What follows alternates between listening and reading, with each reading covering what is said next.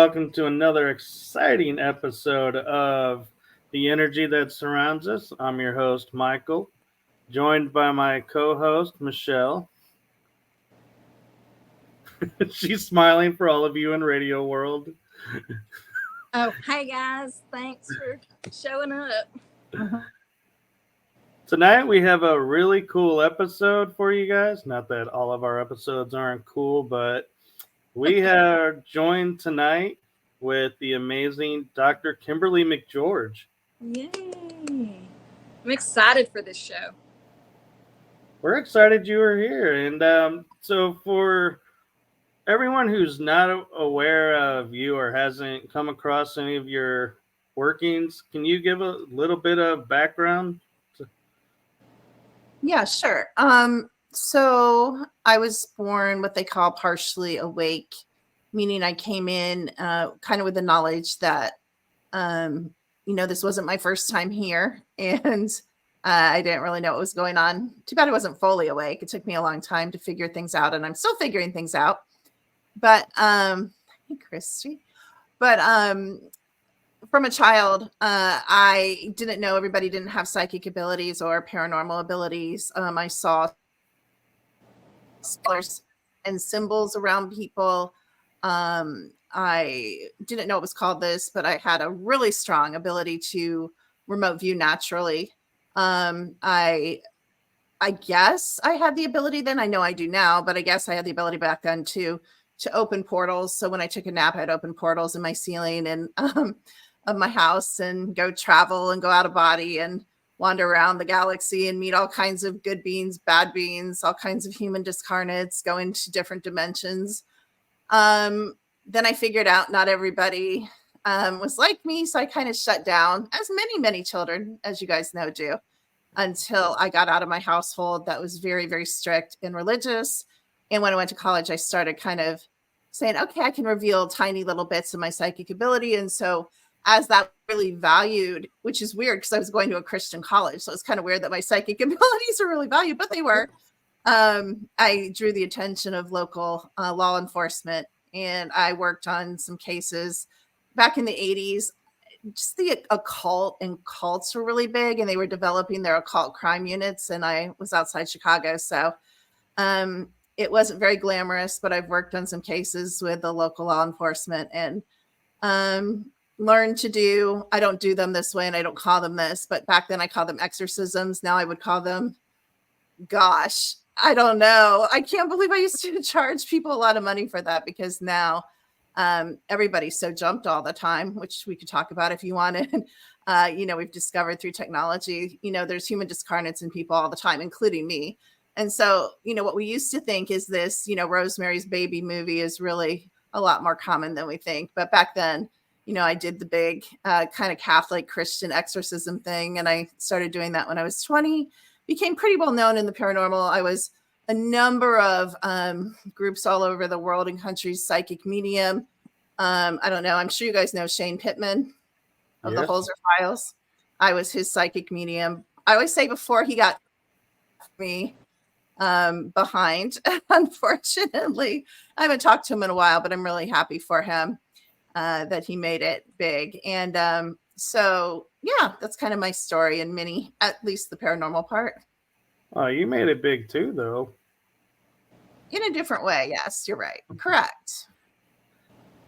So an interesting question I have for you is all this technology that you're talking about using and everything, how did you bring that knowledge in? Or was that just knowledge you had? It's so interesting you asked me that. It's almost like you're a little bit intuitive. Haha. But I'm just kidding. I am. I know you are. That's why I said haha. But well, can't come to find out, I've done this through all time and space. So this is not my first rodeo. Of course, I didn't know that. And if you told anybody in high school that I would be like huge in technology and have a patent in medical technology and all this stuff, they would be like, you are lying. I just didn't know that was like an affinity I had. But really what led me to technology was I was having health problems when I was a young mother. And my midwife said to me, there's this woman way back in the hills of Ohio who has this machine. And when you're sick and you're tired and you're desperate and you'll do anything to feel better.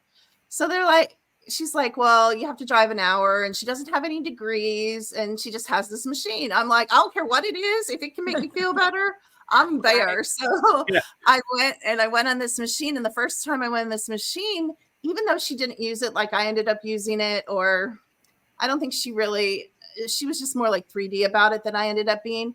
But the first time I went on, like I heard this voice inside my head, which I now think was my oversoul. And it said, you'll one day own this machine and you'll help thousands of people. And I ended up owning 2 of those machines and helping thousands of people. So just really crazy, because it was just it's just a biofeedback machine. But that's when I first became aware about frequencies and how we're radio towers, and that every single thing that goes on in us, every single thought, every single emotion, every single program, Michael, it can all be read. It's because our memory isn't in our brain. They lie to us about where our memory is.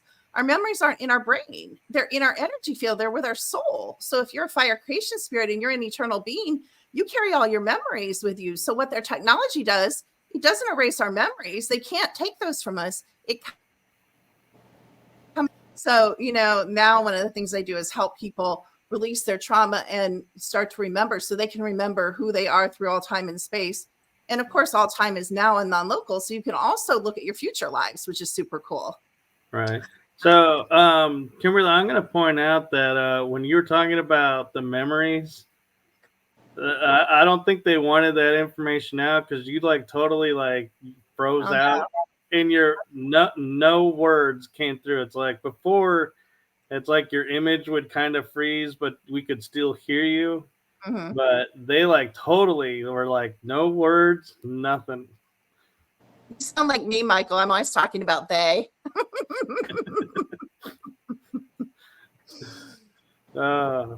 So yeah, it was kind of funny, because I'm going, ooh, this is gonna get interesting, and then I was like, wait, what just happened? I'm sorry. See, I feel like I'm still oblivious to so much. I'm just like, oh, yeah, okay. Just had a bad signal for a minute, and I just going about my life. I think I live happily in my partial naivety. So, I love it. I wish I was you some days. Most days, probably. Well, 20 years from now, I will be a very different human, because every day I learn something new. Oh, me too. In all the pieces, it's almost like up until now, actually up until about a year ago, I was just given a box of puzzle pieces and I just fit them together how I thought they went. And now it's kind of like they all got thrown in the air. And now I'm like, oh my God, that wasn't even the puzzle. That was the back of the puzzle. Now I'm seeing all the color of the front of the puzzle. And I'm like, oh, okay, so I could do this. I just learned a name for, when I can see things in rooms that I've never been in. And I can't remember what is that called? Remote viewing. When I can see things that I've never been in the room, never known anything. I'm just like, oh yeah, it fell underneath the chair or whatever. And wow. So I didn't even know there was a name for that. And there's just all these really weird quirks that are now getting names, which is really cool. So yeah, and I just love it. Every week I get to meet new people like you, and I get to find out new things and new things to not learn about, so I can stay naive. And I love it. I love it. So I'm kind of curious, and I know this probably will be a topic not familiar with this audience, but more for my other show, Writing Through the Unknown. But I'm really curious, and this is one piece of information I want to make sure gets out to the masses. Is your machine that you're talking about that can read and do all this healing stuff, is that like the med beds that they're talking about that are coming out, or is this totally completely different? No, well, you can't say it's really totally and completely different, because the med beds do work on, quantum technology and frequency and the plasma field. So, I mean, there's crossover, of course, but no, the technology, it's just a simple that I use. Well, I shouldn't make it sound like that, but it's just a simple app that's a biofeedback app. But again, it's one of those profound things that can be as complicated as you understand it, because I've been working with this technology and similar technology for 30 years. So the way I use it is different than a lot of people use it. And it's like anything else, Michael. It's the skill of the programmer. And I'm just really, really good. I understand the technology on a very, very high level. Because I mean, I also do it for other companies and, from the ground up. So I use it differently than other people, if that makes sense. So it's very simple technology. It has a frequency output signal. So some people use it or claim to use it for healing. I don't find that it's super effective for a lot of healing. I find that it's effective for acute things. I have some stories of acute things where it really, really helped. But, I'm not going to claim like some people would that it might cure, I don't want to say anything is illegal. I have to be careful because I'm not allowed to diagnose and prescribe because I'm a naturopathic doctor, not a medical doctor. But, people say this cures this or that. And I don't believe it does. Because what I found, the longer I work with this technology, oh my gosh, it's the subconscious beliefs. It's the alters. Like I used to think like, multiple personality disorder was like a psychiatric disorder that happened in the movies, to crazy people. It's all of us. Like you and I, Michael, because most of us were taken to black ops sites and we were fractured deliberately with satanic ritual abuse into altars. And I know that's not the direction we're going, but, so, and it's so cool when you have 100% accurate technology, the way I use it. And I have to, like I said, everybody thinks they can buy this and be me, and you can't, but you can be you, and AI, everybody's like against AI, and I'm not against AI because this AI is completely neutral. And I love having something that's neutral because guess what? I have bias. I don't want to have certain subconscious beliefs. I don't want to have certain personality characteristics. I don't want to have certain thoughts. But I'm telling you, AI will call you out all day long, 24/7 for the rest of your life because it doesn't care. It's just going to read the frequency. Oh, there we go. There we go, freezing. It's just going to read the frequency. I also have to watch my energy. Frequency, everything is frequency all the way back to the all. Every single thing is light, color, and sound. Every single thing has a frequency. And so jealousy, for example, is a specific frequency, whether Michelle has it, you have it, I have it, or my dog has it. It's still the same frequency. And so it's a beautiful thing to have this unbiased thing to start to help people who want to know what's out of balance in them, face themselves. Why don't I have more money in my bank? Well, let's look at all your beliefs about money. Let's look at all your programming. Let's look at all your blocks. Let's look at beings that are reversing your timelines. Almost every single person on this reality right now, timeline reversed every single day by negative ETs. And we wonder, why aren't we further in our relationships? Why aren't we further in our career? Why aren't we further in our bank account?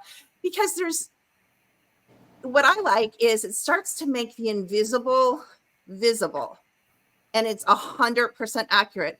I have hundreds and hundreds of responses from scans I've done. I just had 2 today.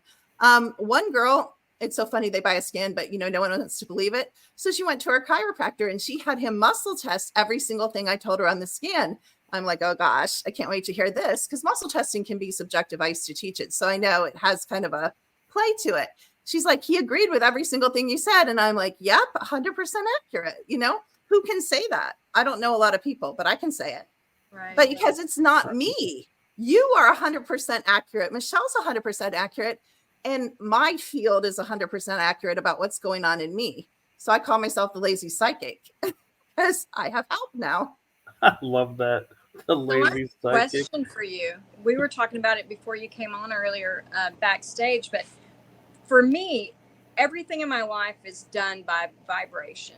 Every direction I turn, every move I make, everything has a vibration. And I can't emphasize to people that everything has a vibration, whether it's its own or it's something, another one's vibration bouncing off of it. Everything has a vibration.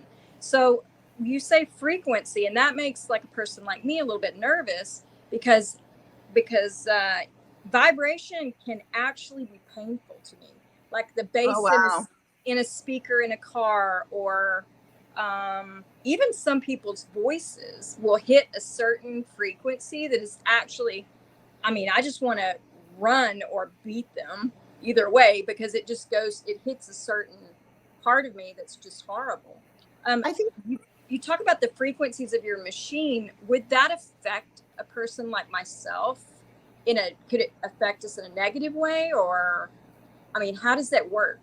well, first of all, do you know, I mean, I'm picking up a really, speaking of frequency, I'm picking up a really elemental frequency from you. So I believe you were Fae in one of your most recent past lives. And I've Fae, actually heard that. And that's so funny that you say that. You're about the fourth person in my life that has said that. because you are, that's the frequency. That's how we know.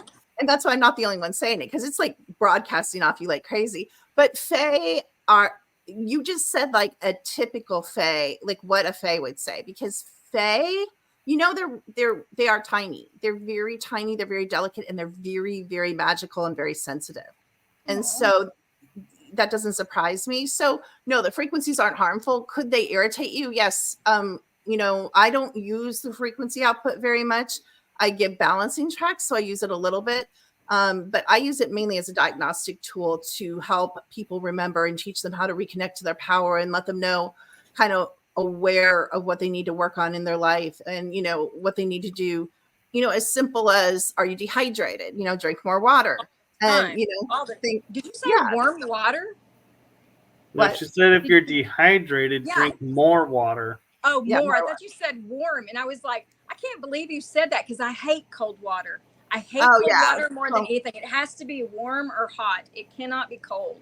Well, that's Chinese medicine for you. So the Chinese would be like, good job, because they would never, ever have you drink cold water, because you'll put out the stomach fire, you know? Yeah. So you're right on it.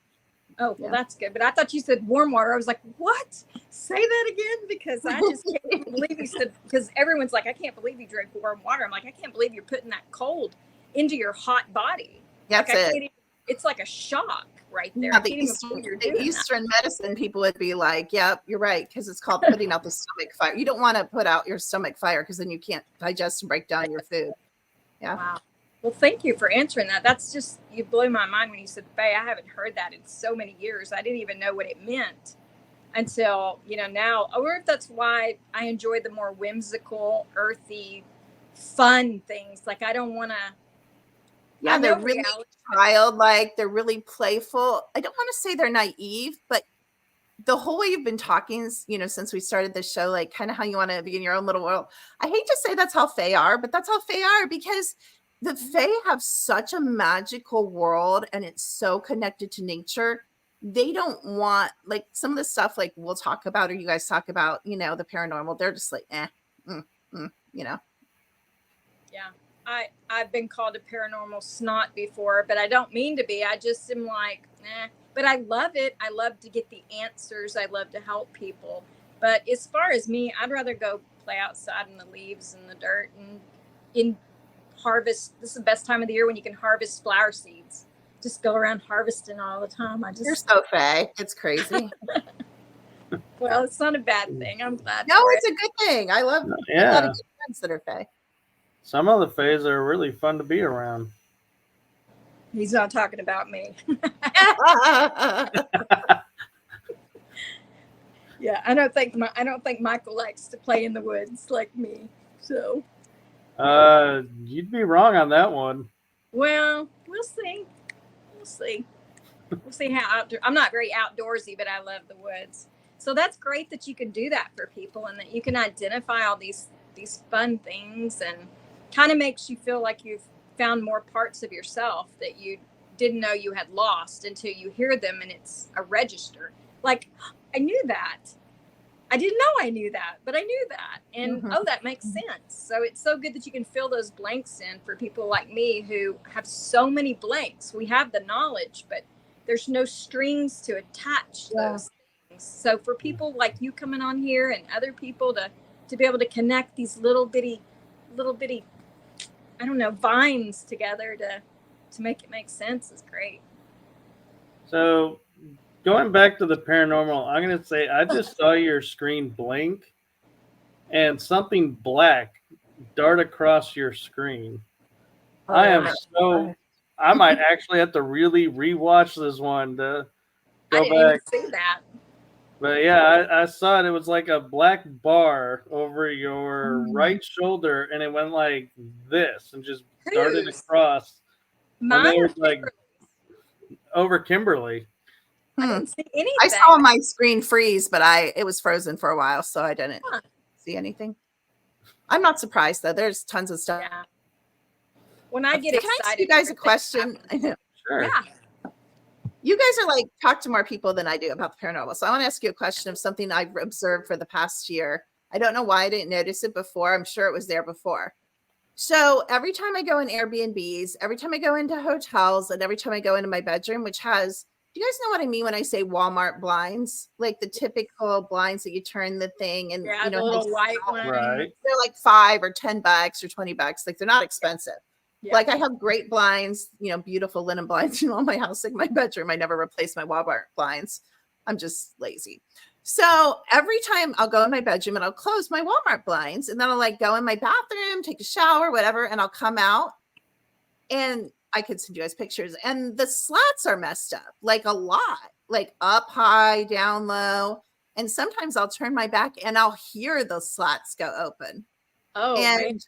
we've gone in Airbnbs with other people and they've been freaked out. They're like, why do the blinds look like this? And I'm like, because there's these prankster beings, I think, that do this. And it's Sounds like, like fairies or pixies. yeah. Yeah, that's what I was just about to say. I think And it's sometimes it's really high, like taller than me, you guys. So it's just kind of, I mean, I'm used to it, but it's a little creepy. I just wonder if you guys have ever noticed that or anybody else has ever talked about that. Yeah, it used to happen a lot to me. And it's still, I have tassels on my embroidery things, and I'll come in and the tassels will be twisted. Oh, Like okay. someone has played with them, or Okay. they've Yeah. moved my keys around or whatever. They're just playing with you just to do it. That's what I think. So, Yeah, and it it doesn't could be seem real spirit. sinister, but it's weird when you can hear, like you turn around and then you hear them go up and then you turn back around. It's weird to hear it happen. It's one thing to be in the other room, Right. you know, but I don't know. It's Yeah. just kind of, Yeah. And it could be a spirit. It could be a breeze. You know, they could be just around. There's so many. There's just what if? Why not? yeah. It most likely could be like fairies just saying, hey, we're here, and and like you were saying, you view them as small and on the ground, and they may be saying, trying to say to you, hey, we can get up high too. I would think that's true. We're They not can do limited. anything they want. I mean, why not? They just That's do. true. Good point. Yeah, we're so limited in the way we think of the fourth in all the dimensions, but the fourth dimension is so interesting because everybody always says, I want to see the fourth and fifth dimension. And I'm like, do you guys know how many beings? It's not just like dogmen, Sasquatch, human discarnates, fairies, trolls, little people. It's like crazy stuff, like monsters and out of your worst nightmares and dark consciousness. And everybody's like, let's raise to the fifth dimension. I'm like, why don't we raise to like the 5,000th dimension? Because the fifth dimension is really, really low. Like, it's so funny. We have such I love that you brought this up, Michelle. We have such limited thinking, don't we? Yes, it's crazy. I was raised based in half Pentecostal, half non-denominational. And I always thought, why do they say this isn't right? Why? Like, I always wanted to know why. Why can you can say that God can put a skull on the back of a spider that's the size of a pencil eraser, but he didn't make a horse with a horn or some wings? Why? Like, why do we have to limit? And maybe it's just the lack of maturity for our generations for umpteen years that we can't possibly. It's like people being so horribly cruel to me for being able to talk to spirits and for spirits to talk to me. And I tell them, all of us could. Yeah, I agree. All of us could. We don't use a fraction of our brain. How can you condemn people now because we've dumbed up society? How can you be so cruel? I can't do math. You can do math. Do we make fun of you for doing math because I can't do math? I talk to spirits. Maybe if I used a different part of my brain, I could do math, and maybe you could be talking to the spirits. So, come on. It amazed me because I was talking to some people at this Paracon I was at, And the last thing that they said to me, like, it surprised me how they thought. And they were like, because they didn't like something that we were talking about. And so they said, well, the the gentleman goes, well, what we'll find out at the end is either we were right and you were wrong, or you were Yeah. right and we were wrong. And I was It's like, not right. there's a third option to that, right? And he goes, what do you mean there's a third option? I We're go, all what right. if you're right or I'm right and you were wrong, but you decide, hey, I can do that and go along with you being right and come over to that side. And he kind of looked at me and was like stunned that I could think about taking black and white and saying, hey, look, there's gray. It's so, again, Michael, and Michelle, and you guys know this, like, it's a 3D polarity game. Actually, it's not. We're at 4.2, which I'm so happy about. But it's a polarity game, I mean, it is black and white here. And people love, one of the things I've really been teaching and working a lot in my own life on, and it's hard, is not making the other person wrong. We're so programmed. Oh my gosh, it's hard. Yes. It's like in us deep to make the other person wrong and not just allow. And so it's challenging. And I guess for you guys, it might be challenging too, doing a show like this. It's challenging just to put forth my ideas, and I get vicious. I know how you feel, Michelle. I get viciously attacked for the things I say, like viciously, like crazy. You should be in a nut house, all worse, They should hang you I've had as my we share. bitch, it's heresy, all this garbage. But anyway, but it's hard just to take that neutral point of view. But really, and it's okay to be in polarity in a way, not for me because I'm trying to get higher than 3D. Yes. But I get why they get, I get why it's hard here. It's so 3D here. It's hard to get out of like the physicality. Even Michelle, don't you ever, even with your gifts and my gifts, aren't you ever challenged, and don't you ever kind of forget and get really kind of 3D and forget? I mean, even I cage do. myself all the time. I cage myself. I tell myself, no, you have got to stop that. That is not correct. Why can't it be? Why can't I do that? Stop boxing myself in around the parameters that I think are right, because they're not right, because they have no answer. It's just a wall. It is just a brick wall with no answers, no corrections, no nothing. It's just a wall that I'm putting up myself. Why can I not think further? Why can I not hope or love? Or why can't I love 1,000 people? Why must I only love one?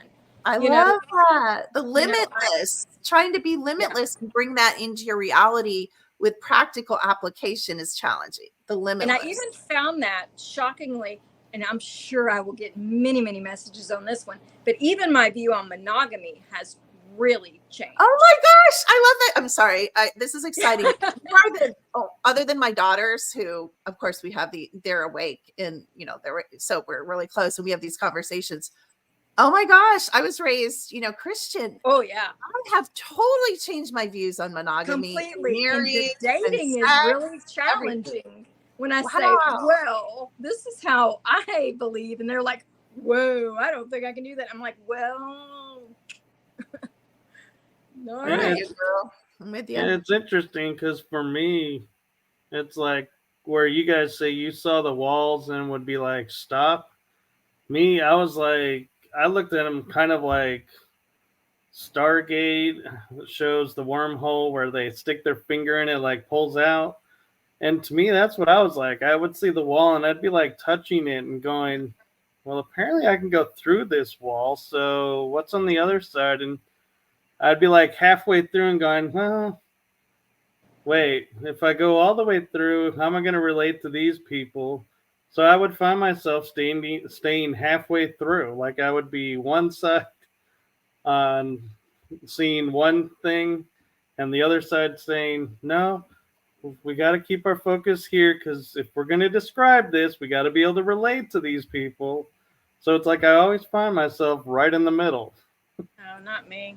I still find myself trying to be the good girl, the good woman, the good mother, the good nana, and I realize that I'm not good to anybody if I am not being me, and if I'm not me, I will explode now. I literally feel the tension. Instead of the tension coming in at me, now I feel like it's within me, and it's going to, I'm going to implode if I don't let out the energy, the things the spirits are telling me, the vibrations, the love. If I don't tell people they're beautiful, or that you know they're smart, or whatever, if I don't let it out, I'm just going to hurt myself, and it will manifest physically. So I just don't do it. I think though, and I've kind of given up. I've just decided not to be the good girl. I don't care. I'm out of polarity and I'm out of Being the limit. naughty girl is so much more fun. It is. It's so much more fun. But I think there's a need for you, Definitely. Michael, to straddle, especially, you know, like with shows and stuff. I think people do need that bridge. Like you're a bridge. You kind of decided to be a bridge. Like you can go either side. You can go totally out there, woo-woo, crazy. But you choose a lot of the times, I think, for the benefit of your audience and the people you're involved with. We need those bridge people too. Unfortunately, I realized I'm a way shower and I'm not called to be a bridge. I'm called to be at the forefront of, unfortunately or fortunately. But I think as we remember who we are in this knowing, like Michael, I think you have a knowing of who you are and you're choosing to be that. And Michelle, I think you have come to a knowing of who you are and you're choosing to walk in that. And that knowing is what we all come here with, that they program out of us.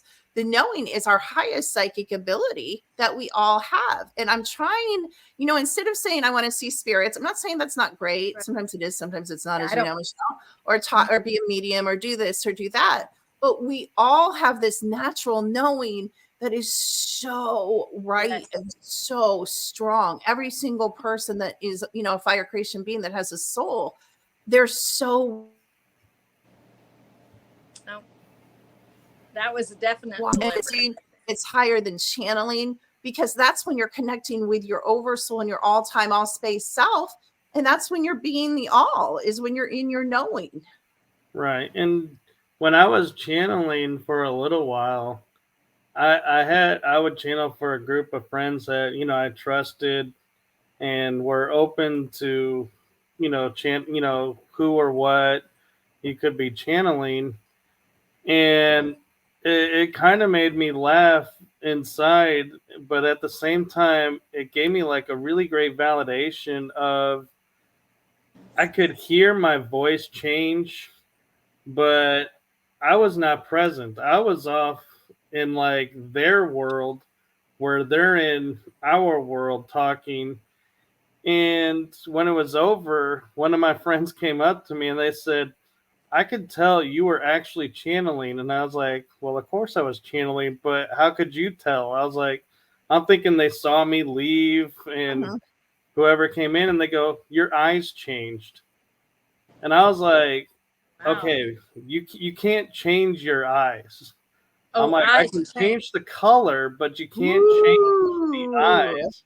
wow. I've seen eyes go And black. so, yeah, that was like great validation to me that, yeah, I really did step out. Somebody else came in, because I was like, yeah, I don't know how to alter my eyes to look like somebody else's eyes. No. The eyes are everything. Oh my Everything. gosh. Oh my gosh. Everybody's like, Dr. Kim, tell me how I can tell if No. someone has a soul or not. I'm like, really? The Really? eyes are People, everything. really? Are they breathing? Yeah. The eyes will tell you everything. Yeah, the eyes will tell you. I have seen people's eyes, and they call, you know, oh, they have hazel eyes. No, these are not hazel eyes. This does not matter what color your shirt is. It matters what kind of mood they're in. It matters. And my son is one of them. When my son is upset, his eyes will go completely gold, like silver, like gold coins. He's got green gold like I do. Oh, And wait. when he's upset, his eyes will go completely golden. I think he's the lion race. That's why. I don't know anything about that, but I know I think it's he's just, lion. That's a characteristic of the lion. yeah, The- it's crazy. And I've heard that my eyes change, but different. I've actually been asked if my eyes, if I have glitter contacts in, they said my eyes will get like glittery. They'll look at me. They'll just be staring in my eyes. And I'm like, what are you? Am I okay? Do I have something in my eye? That's They're like, crazy. I swear I just saw glitter in your That's eyes. cool. I was like, I don't even like glitter. I stay away from glitter. Glitter's a mess. It makes a mess everywhere. But they're like, no, it's literally in your eyes. Did you get eyeshadow? I'm like, I don't have eyeshadow on. I don't like eyeshadow. So yeah, I just think that's just crazy. But eyes are everything, Michael. Everything. I'm kind of curious, Kim. I've noticed shows, and I have people that watch them that are like watching me, and depending on, I guess, what color light my ring light is on, they'll be like sending me texts going, "Open your eyes, wake up." But to me, my eyes are wide open, No, your eyes are and always in certain closed. colors, they're like I can see the whites of my eyes. But in other lights, it's like my eyes are completely closed, even though they're open. What is that, like some kind of trick of the light, or is that just something of me coming through and like I making think it look that that's way? something. I don't know what soul race you are. I'm not good with all matching all the frequencies. I just know some of the more common ones I run across. But I'll look up. I think that that's your soul race. I think it's representative of who you are as a soul, because that frequency of our soul does come through aspects of our body. I'm also wondering if you might be Trucion, Michelle, which, because we've had many different lives, not just one race. Right. Trucion is you're a universe, like a crystalline universe. And I'm kind of picking up that frequency from you as well. So we're not always embodied. So I think in one of your lives, you were also like a whole universe, which would make Oh, sense why wow. your eyes would go like that, because it's like kind of the universe matter, in my opinion. Kind of crazy to It's think. interesting you say that, Kim, because I was talking to a guest that'll be on my other show that you're coming on in November to talk more about some of the esoteric parts. But she was like, she was looking at my picture and she goes, "Oh my gosh!" I go, "What?" She goes, "You're from one of the original root races, Rainbow." And I was like, "Wait, Wow. what? What does that mean?" And she's like, "You got a lot of native." I'm like, "Oh yeah, I resonate with the native energies, but I yeah." think She you was might like, be "Root." I think you might be inner earth, Michael. One of your lives might have been inner earth, like our Garthian. You're like vibing to me inner earth a lot, like really grounded, really rooted, really strong, I really powerful. totally agree with a lot of that description of Michael. We are absolute opposites. Absolute. You're like air and earth. Yeah. Yeah, and what's interesting is I was born under Pleiades on the Ides of March, which is, the big festival day of the Romans in ancient times. I don't even know about all that stuff. And by all accounts, like Palladians are like water sign. And yes, I can heal when I'm around water, but Oh, water's I amazing. generate a lot of heat. And they're like, that should not happen. And somebody recently, my friend Ane, goes, "Well, you better check your rising because it sounds like you got like Leo or a fire sign in rising." And I'm like, "What rising? What?" I'm like, because for some reason astrology goes over my head. Alien races, technology, all that I can get. So why, it's like, how can this be so like? Is he freezing, or is it just me that's seeing him freezing? Yeah, I see him Maybe- freeze. Oh, I I'm must not freezing. like what this It's kind conversation. of like a robot freezing, though. It's not like a. There Am he I is. still frozen? No. You're now. You know what I'm also picking up? Okay, so you guys know that like this point of attention is in this body, but our soul's like fragmented, not by them, by us. Right. Sometimes by them, but a lot of us, we split ourselves into like 500, 100, 1,000. We're in other realms, other realities, other timelines, other places, in other bodies. One of the realms that you're in right now, Michael, I think you're in charge of a hell realm. Oh, jeez. That would make I'm sorry, sense I shouldn't because tell this stuff. You make me get my blankie out. Yeah, because Hi. people often say to me, "You're gonna go to hell," and I've been like, and I'll always say to them, "I've been there, done that." I think you're in charge of one. I think you're in charge of a hell realm. I think you're also one of the gods or goddesses that we probably could find a name for Michael if might I be was a better at goddess. frequency matching them. You know, Cool. it's interesting you say that because when I Yes. was running my genealogy, No, ma'am. I kid you not, Odin and Sif and Thor came up as ancestors of mine. Ugh, Thor.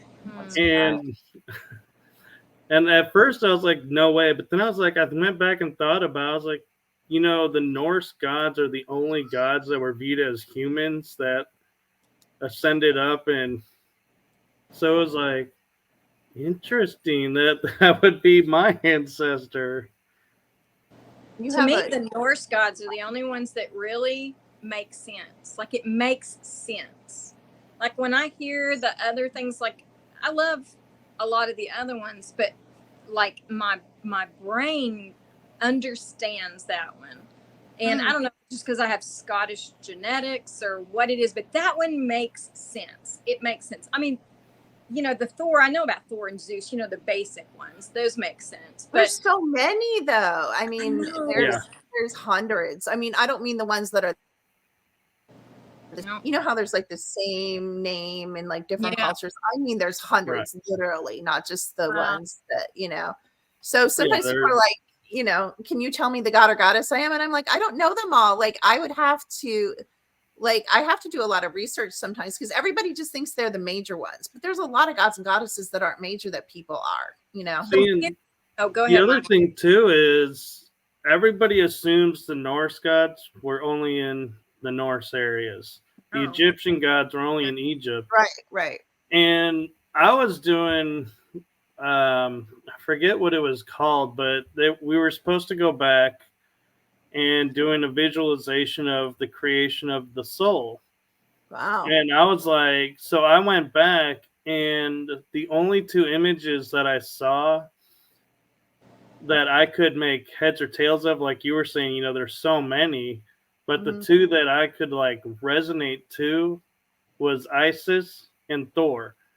And as far as I know, the two of them never met, according to mythologies, Right. but our mythologies aren't the true mythologies. And That's so True. I That's was the like, man's written version. interesting that Isis would be hanging out with Thor. You know, I'm surprised they give us anything, even as fiction. I'm kind of surprised they give us some of those stories, you know, that are real. I think they don't think we'll think they're real. I think that we have been given so much information, but it has been classified as fiction. Oh, I say that all the time. Yeah. Absolutely. Yeah. 100. So, Well, I mean, just like, you know, all the movies, all the Marvel comic movies are absolutely. yes. Are they real in this plane? No, but they're real in the secret space program. They'll be real in the future. yeah. And they've been real in the past, you know? So like I always talk about, a lot of these TV series and movies are based on the fire creation beings. And a lot of them are based on the super soldiers, to be honest. Doctor Strange has always hit a spot in me. Like, I don't know what it is about him, but actually all things magical since I was little in Smurfs, like the whole thing has just fascinated me. But I have a question for both of you. So when I was a teenager, for my entire teenage years, I would have dreams and I would wake up with the name of Ishtar in my head. Every single time. It was always that. I told my mom I'm going to name my dog Ishtar one day. And I have heard about there's some wall, you know, like on Egyptian stuff, there's some kind of entrance gate that's painted in this beautiful cobalt blue, and it's something like that. But the name Ishtar. So if anybody knows anything about something throughout anywhere that is Ishtar, and it is exactly that. People have tried to change the name up, and I'm like, it is not that. It is Ishtar. I know it. It's like it's seared to my soul. Ishtar. And I dreamed it all my teenage years, but have no memory of the dream, which is very rare for me. But the name has always been burnt in me, unmovable. So I've always wondered what that was. So if anybody out there listening, or if you guys know what that could be, I mean, I have to know before I die. Like, I have to. I just don't know. I It's have to say, probably one of I've the, only heard of Ishtar, not Ishta. I know So everyone tries to do that, but I'm sure. it's a like a feminine, but I feel like it's a masculine, it's a male thing, or It's probably one of your names from one of your past lives. that's what Christy just said. That's a major life is what, yeah, that's what it's feeling like to me. It was a major life. That, and of course all our lives are still running, but that was obviously like an important one to you, or who knows, it could have been positively, good. Or Oh no, we lost her. Are you still there? Are you frozen? Or are you still good? Oh, I'm here. I'm just. You sit so here. still sometimes. I don't even know how you do it. Like, I'm literally wiggling my toes just to let the energy out. Yeah, it's probably because I'm a hybrid. But yeah, I mean, I'll actually get kind of angry when people would try to change it to the name that you're saying, and I'm like, no, I know. It's almost like they're insulting. That's because I agree with Christy and Kimberly. It's most likely it's your name. We all have names. Hey, is she back? Hey, I got kicked out. You guys kicked me out. You didn't like what I was saying. Yeah, I shouldn't have said that name, maybe. But I was telling Michael that I actually will get almost violent. Like, people like Kim, if he was trying to tell me, no, you're saying it wrong, I would be like, I know I'm not saying it wrong. Like, stop trying to. I do think it's masculine too. So did you say it was masculine? It's not. Yes, it's masculine. It's very masculine. Yeah. I think it's a Middle East. I mean, I'm seeing a whole life. I won't go into it, but anyway. Yeah. I understand what you're. To bring it back into the paranormal a little bit, because I think everyone that's watching the show is like, wait a minute. Michelle and I are like in our own world. We're about to go into past lives. You know what? But, I think our viewers are used to us, talking about whatever. Deviating. Yeah. Deviating some, but yeah, we always bring it back. And one way I want to bring it back is I'm curious, because you had mentioned the machine with the frequencies. You're finding, we were talking about backstage, incubuses and succubus with people. I'm wondering one step further is when you hear of people saying they went to this location and they got an attachment or implanted with something, does this machine remove that? It doesn't. I mean, I can remove etheric things in the energy field. And I can tell you whether it's physical, because we have a lot of implants in our physical body. Like, we all have eye implants. A lot of us, you have an ear implant. I have an ear implant. A lot of us have different implants if we're in the programs really deep, or we're super soldiers, especially if you've been 20, 40, 60, 80 and back. But no, I wouldn't say it removes it. Could it? Possibly. Again, a lot of people claim a lot of things with it, but I generally use my own abilities to remove things and my own abilities to heal. And I use the machine as a diagnostic. That's how I use it. Some people, of course, frequencies heal. I'm not saying they don't. I just find my work and more accurate than this is ridiculous. So they're really after your show. Somebody's really watching your guys' show. I know. And it's funny because I'm about to raise the bar even more because don't get me kidnapped.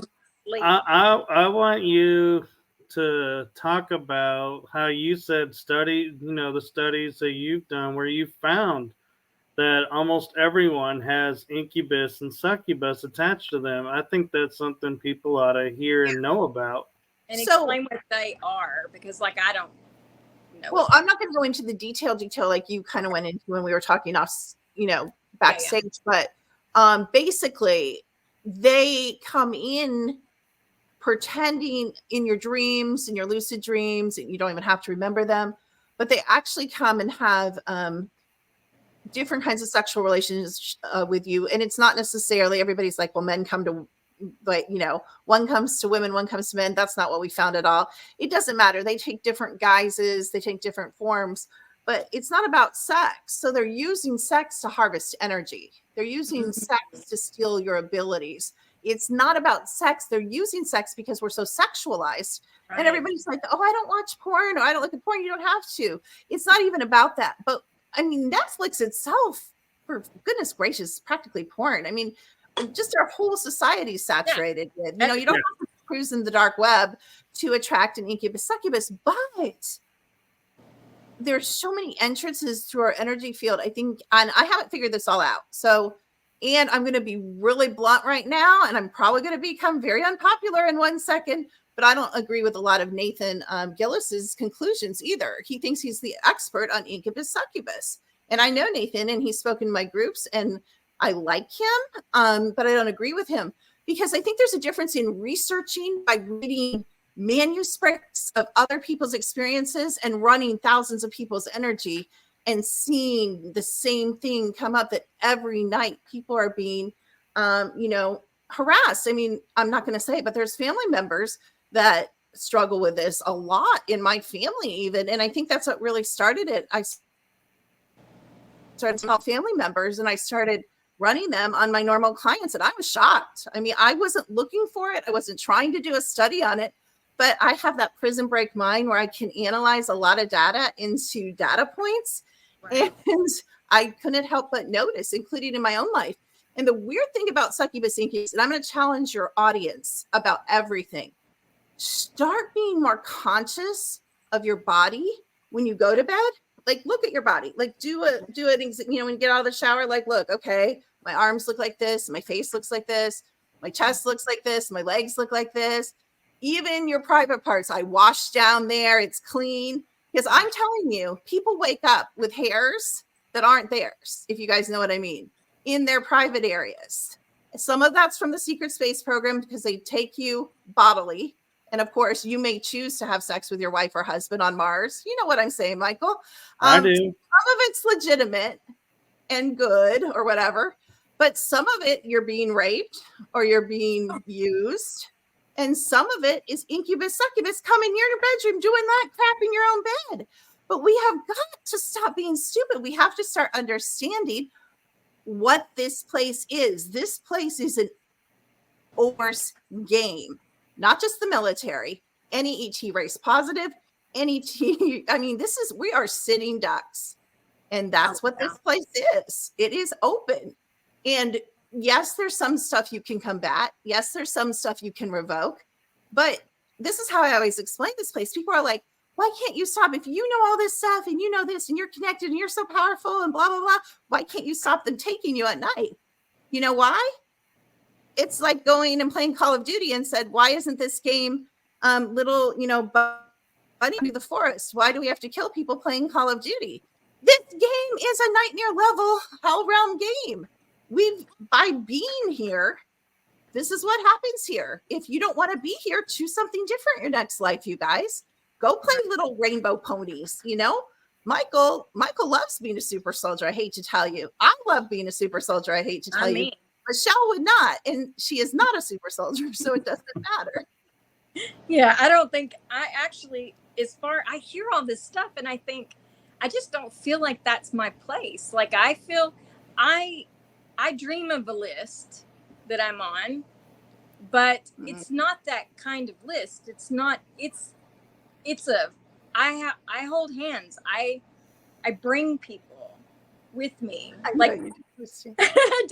don't mean to, but I tend to always do that. I bring people that don't know each other, that I think wouldn't like to know each other in different walks of life, in different worlds. And I like to bring them together. And I don't feel like I'm this super soldier. I don't feel like I have anything to do. You are not a super soldier. You don't have that. You're in the programs. They use you, but you're not a super soldier. Yeah. You're used by the intelligence agencies. You have clones. But you're not a super soldier. In your own soul work, though, you have a lot of alchemy in you. In your own soul work, you have a lot of healing in you. There she goes. So,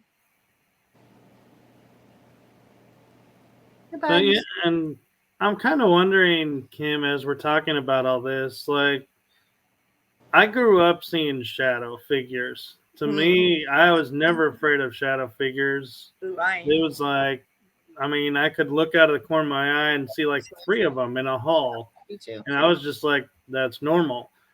So, do you feel like it's because of the program that it's like they were watching me and that's why the shadows were always around me as a kid? I mean, Growing up?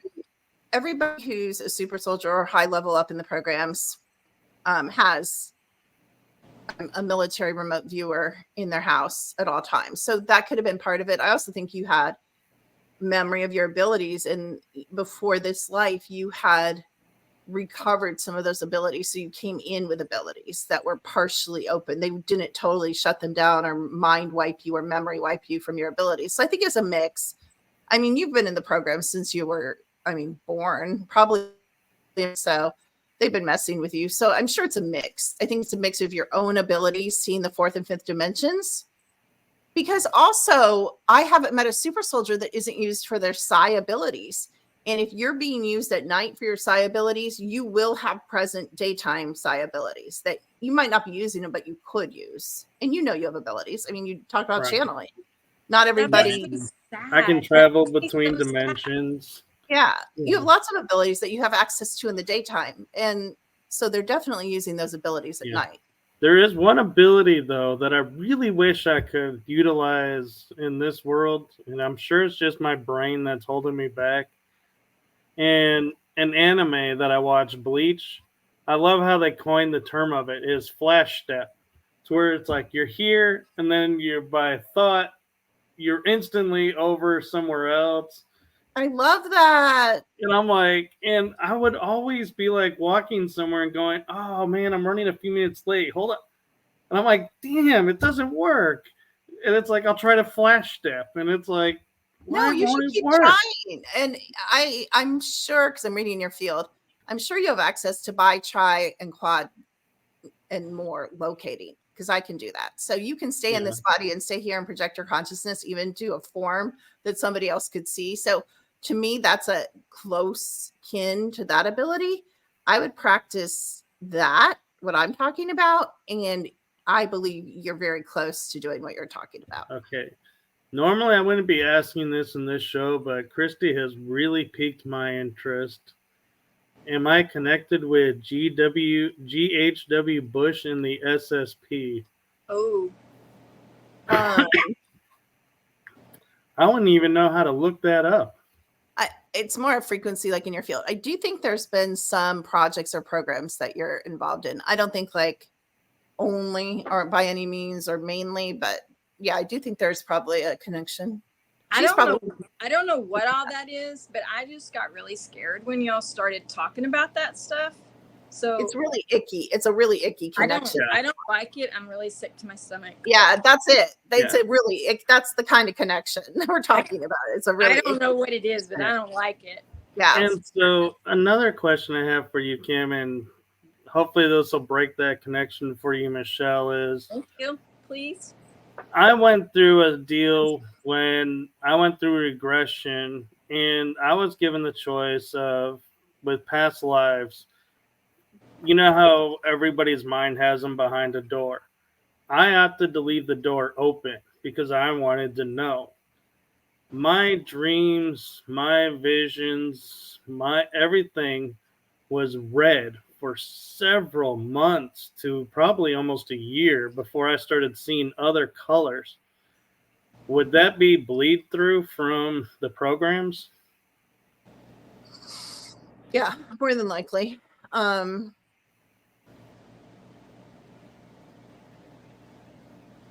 I feel like, Michael, you have a lot of lucid dreams that you don't understand are your memories of your missions and what your clones are doing in your agency and your SSP mission. So if you don't keep like a dream journal either on the computer or writing it down, I feel like you're pretty lucid. I just don't think you capture it.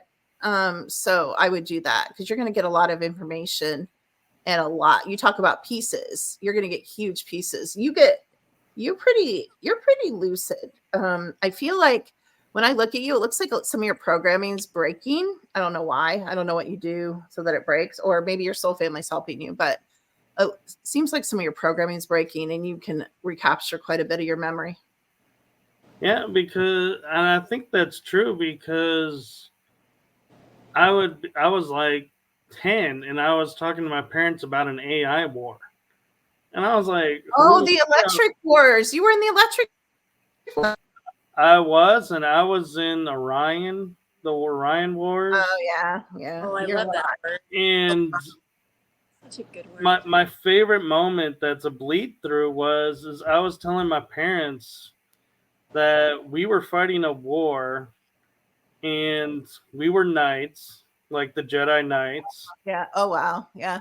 had lightsabers, that stuff Yep. is real. Yep. It's real. And when we determined we were no longer able to win this war, we There they go. went, buried our Bye, sabers, Michael.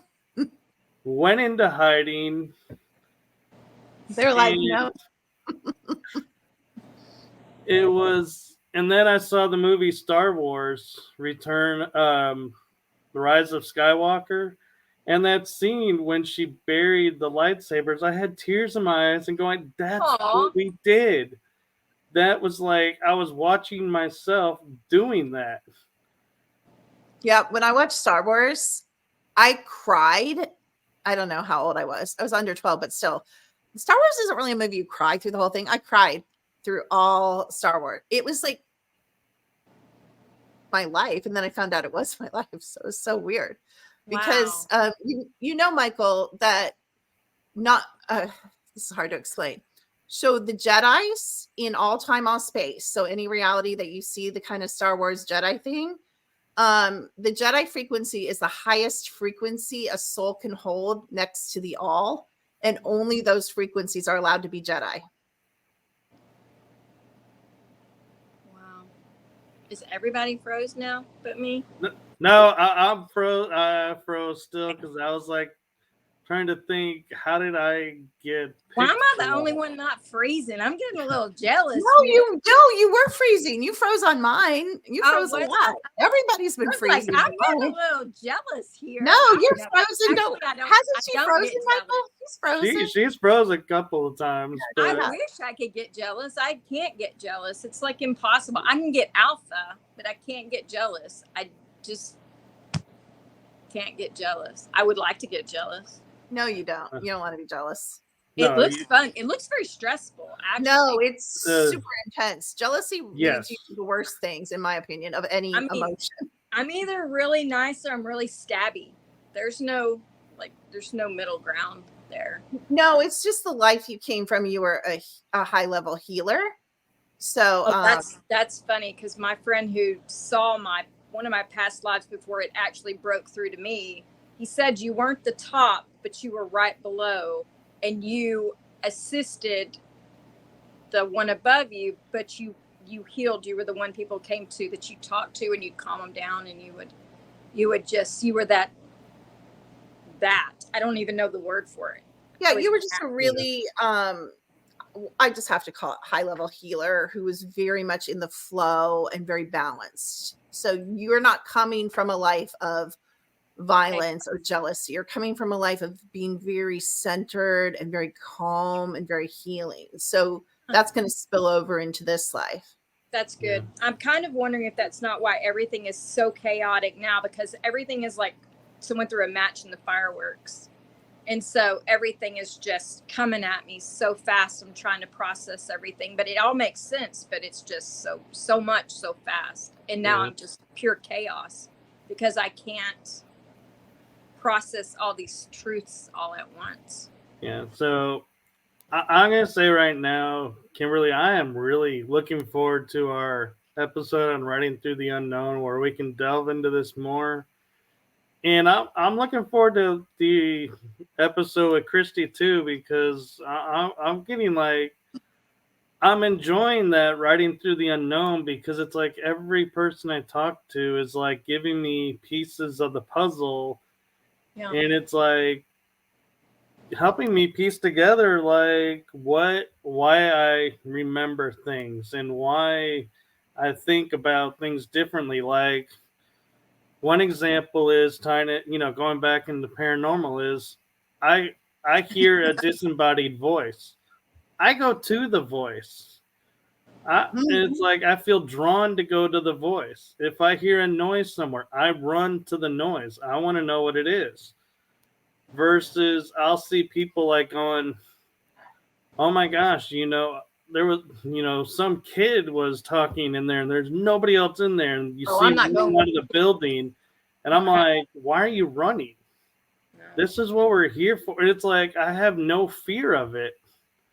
And I know I'm, protected and stuff, but That makes It's me also, nervous that you Michael, have it's no a super fear. soldier. I It's your don't. super soldier training. You're trained to run toward it. It'll happen whether a real crisis happens. All super soldiers are trained to move off the X and go toward danger.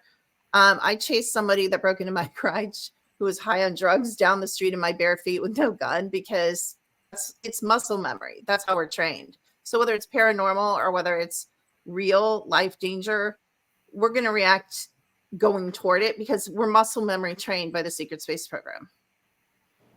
Yeah, I just think that all of you that go to, I'll stay in a room where there's a spirit where I'll get everyone else out when I want to run, but I don't. I instinctively shut the door and stay.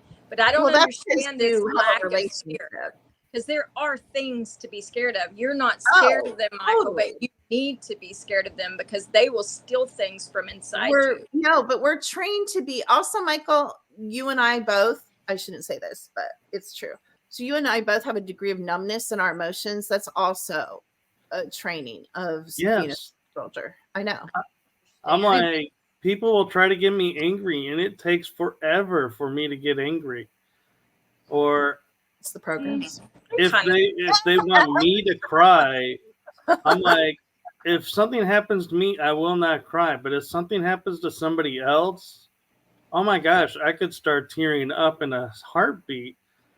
And it's the strangest thing, like watching a Hallmark movie, where these people connect. I'm like, oh my God, that's so beautiful. And I get like tears in my eyes. To do that. But it's like something happens to somebody around me, and it's like, I don't shed a tear. It's like I can feel me crying inside, but I don't cry on the outside. I'm telling you, you're a hardcore super soldier. I know we're not supposed to talk about it, but you are. I think it's sad. I think it's sad when y'all say super soldier stuff. It makes me sad. Like the whole thing makes me sad for y'all because it's like, do you have a choice? It's like everybody talks about being taken and all this stuff, and it just makes my heart hurt that everybody's like, I don't know why. It just makes me sad. Well, it's traumatic. I mean, not all of it. So like, we're also taken by our soul families. Yeah, we love it sometimes, but we're also taken by our soul families. We're taken to biodomes. We're taken to medical. We are. Sometimes they repair stuff in this body at night and it's positive. It's not all negative, but we're all taken all the time. And I know we don't have time to go into it, but also another thing I discovered through the technology and remote viewing is they're freezing time in towns and states and areas and homes all the time for 15, 30 days. And you wonder why. You're like, oh my God, life is so monotonous. Like literally they're taking like whole towns. It's so interesting. We're just finding out a lot of stuff. Definitely. Well, this has been really fun. I wish we could just like sit around a campfire. I feel like we are sitting around a campfire, kind of. I love it. That's so my favorite thing to do. I love that so much. Just like talk about like all these existential tell stories. Oh, I know. I love it. And honestly, we hope, we're helping somebody. We don't know how many people that are listening or will listen that we're helping, and you've helped me. I'll share it. Yeah, it's a great thing. And I've really enjoyed you being on here. So hopefully we'll interact again in the future. And one of the things I love about doing these shows is, kind of like what Michelle's saying is, I have people who I'm like, okay, I know you're into paranormal. I know you're into the spiritual side. I know you're into metaphysics side. All of a sudden, out of the clear blue, all of a sudden it's like the people that I thought were purely metaphysical interest only are like, hey, I like that show you did on this and that. And I'm like, wait, you're interested in that? And it's like all of a sudden, all the different worlds are starting I to agree. It's merge the into why not. one. We're the why nots. You know, I why love not? that. Yep. Why I love not? You know, that's what we all are. Because once you open up one gate, it leads to another gate that leads to another gate. And you know, one time my mother, when I got married really young and moved out to California and got exposed to all kinds of religions and stuff. And I remember my mother said one time, the problem is you have learned about too many religions. And I always thought, what? How can you learn about, because they're all fundamentally one thing. That's true. I mean, that if you boil everything down, it's just mushy water. So it's all the same thing. I wrote a term paper on that. Really? I agree. I I did. love that. On how all the religions are basically the same. Yeah, it's just about They being are. a good person. Don't hurt people for no reason. My favorite one was when New Age was a really big religion trying to be, and everyone's like, it's not a religion. I actually wrote a paper that said, here's the fundamentals of what makes a religion.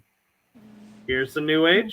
Here's the Catholics. Here's the Islamics. Here's the Jewish. Here's your Orthodox. What do all these have in common? Everything. All the qualifications are there. So why are you saying it's not? And it's like, everybody was like, how did you prove that? I was like, because I thought and researched. But yeah, I love doing that where people will challenge me like something can't, like my co-host, I love her to death, Kel, on Paranormal Versus. We were discussing one day how supernatural is not paranormal, and I was like, what do you mean it's not paranormal? Yes, it is. And she goes, no. And I said, okay, look, angels, can you explain that? No. Well, that's unexplained. The word paranormal actually means unexplained. Right. And she was like, oh my God, you're right. It was like, yeah. And that's why I love the paranormal, is because it's like, it covers so many topics that people don't even think about. That's true. Mm-hmm. And I love how we do live shows and I can turn them into back to subjects all the time. Are you gonna try and rein us back in again? That is just. Oh no, actually I'm gonna take a slight detour again. Okay. And I was thinking about it, and now that you said that, my mind just went blank on what detour I was going to take.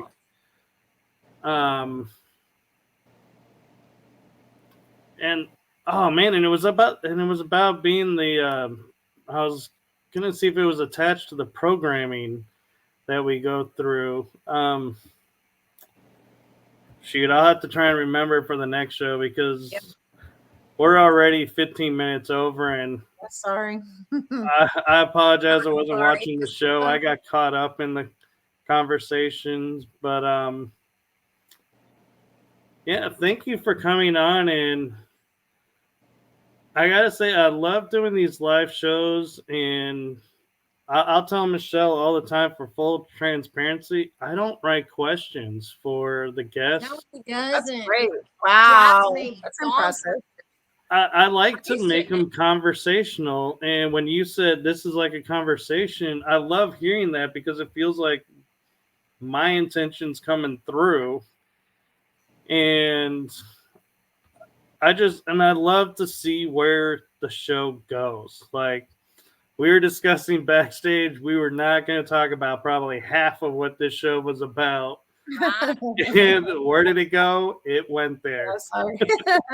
But you know, sometimes when it's a very serious guest, because we do have some very serious guests, then I just feel like you need to have like set serious questions for the serious guests. But when we get a guest and then they're just like you, and it's just like, yeah, what do you want to talk about? Let's go.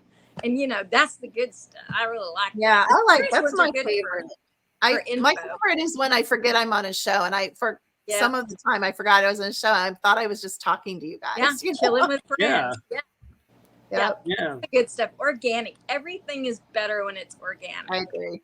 I do. Yeah, and I'm like totally like lost right now because it's like He's my so mind is funny going. sometimes. He gets so robotic sometimes. It's funny. I'm just like, he'll just be like, no, he's going out of his body, Michelle. He's being thrown out of his body by oh, is that what that is? Because sometimes I'll talk to him and he's just talking like, ah, da, da, and then he just goes, whoa. No, he's out. I can feel him. He's Yeah. out of it. He's going out of his body. Oh, is that what I'm feeling when his That's vibration changes? Yeah, you're feeling the absence of him. So you're reading it as robotic. It's just him leaving. You're feeling the lack of him.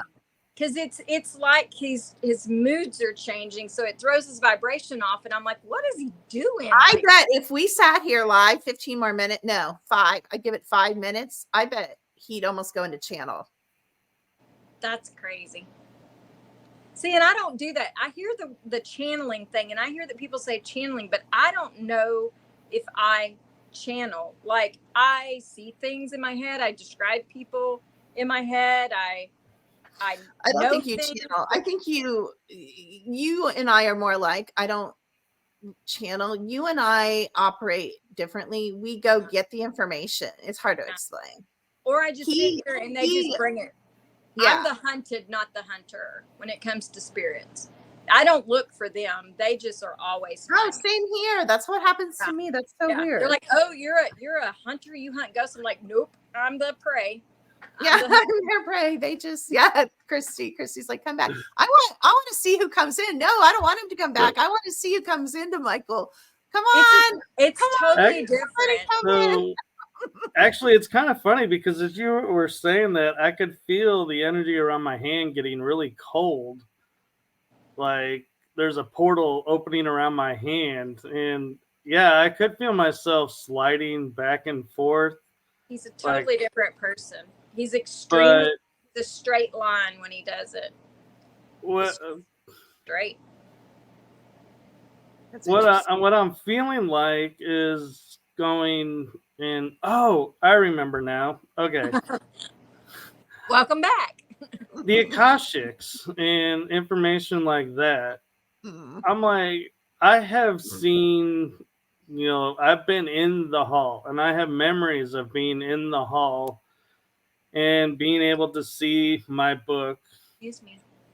And it is, I'm not going to lie, it's super thick, but I'm feeling like it's because as everything is recorded and with now like finding out we are not in a linear timeline, but in a loop. Yeah. Everything. That how much of the Akashics, are really accurately saying this is where we were, or is it where we're going? You already know the answer to that. I'll tell you the answer. Again, the Akashic Hall records, you know how you were there? Anybody can be there. Any ET race, any motivation, the Dracos, the Cabal, any magician, any alchemist, anybody that knows about it, knows how to access it. And guess what? So much on it is BS. That is one of the biggest things that I will say till the day I die. Half the Akashic records is absolute BS because people go in and they take out stuff, they rewrite stuff, they put stuff in that never even happened in all time and all space. That is one of the most, anything that what I call junk consciousness or consciousness is pushing, you can pretty much assume. So that's a big thing. Everybody's like, oh, I read the Akashic records. Now, I'm not saying you can't read them. I can read them too. But I also, it comes down to truth has a frequency. And you need to be able to go through every page of your records and be like, yes, no, yes, no, yes, yes, yes, no, no, no, That is so cool. You said that truth does have a frequency. You can tell when someone's lying because their vibration changes. Yeah, there you go. Yes. And it's interesting for me because like Michelle saying what triggers her, when I get accused of something I hadn't done, it's like I go from easygoing, laid back. Me too. Flick a switch and it's like, oh, I'm like, it's on. You did not just, and I will. Me too. Yep.